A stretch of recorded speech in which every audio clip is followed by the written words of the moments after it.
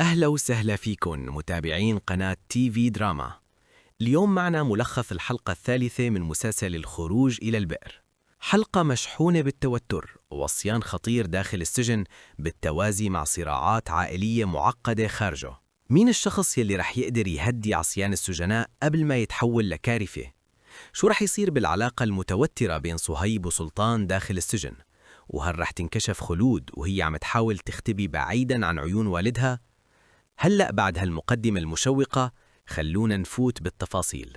ببداية الحلقة منشوف السجن بحالة استنفار واضحة بعد حادثة التمرد. التوتر مسيطر على الأجواء والسجناء عايشين حالة خوف وترقب من ردة فعل الضباط. بهاللحظة سلطان بيظهر كشخصية بتحاول تهدي الأمور وتحمي المجموعة من تصعيد خطير. سلطان بيتوجه بحوار مباشر مع اللواء ناصيف وبيطلب عدم تسجيل حادثة التمرد رسمياً، وبيحاول يقنعه إنه يلي صار كان خطأ مجمعي مو مخطط إله. هالمشهد بيعكس ذكاء سلطان ورغبته بحماية السجناء من عقوبات قاسية ممكن تغير مصير الكل. بالمقابل منشوف صهيب بحالة صراع داخلي قوي، حيث بيصر على تسليم نفسه رغم المخاطر، وبيعتبر إنه المواجهة المباشرة أفضل من الهروب. هالموقف بيخلق توتراً واضحاً بينه وبين سلطان وبيفتح باب خلاف فكري حول طريقة النجاة.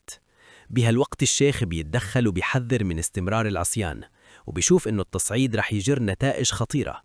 تحذيره بيزيد التوتر بين السجناء وبيخلي الانقسام واضح بين مؤيد للتهدئة ومؤيد للمواجهة. خارج السجن بتنتقل الأحداث لخط مختلف مليان توتر عائلي. منشوف خلود مختبئة داخل صندوق بمنزل فراس بمشهد بيحمل خوفاً وترقباً كبير. فراس بيظهر كشخصية داعمة ومستعدة للمخاطرة حتى يحميها من مواجهة والدها. بنفس الوقت والد خلود بيقتحم منزل رشيد بحثاً عنها، والمشهد بيكون مليان انفعال وغضب واضح. وخلال المواجهة بيتلقى معلومة مضللة إنها موجودة بالمشفى، ما بيزيد الأحداث إلا تعقيداً وغموض. العودة داخل السجن بتكشف تصاعد الخلافات حول تسليم السيطرة للضباط. بعض السجناء بيرفعوا الراية البيضاء وبيسلموا أسلحتهم خوفاً من التصعيد، بينما آخرون بيبقوا بحالة شك وخوف من التحقيقات والاتهامات المحتملة. المشهد الليلي داخل السجن بيحمل أجواء مشوقة جداً مع وصول سيارات جديدة. الأصوات والحركة المفاجئة بتخلق شعوراً إنه في حدث كبير على وشك الوقوع، وهالأجواء بتزيد التوتر وتخلي السجناء بحالة ترقب وخوف من المجهول. منتصف الحلقة بيشهد مواجهة نفسية مهمة بين سلطان وصهيب.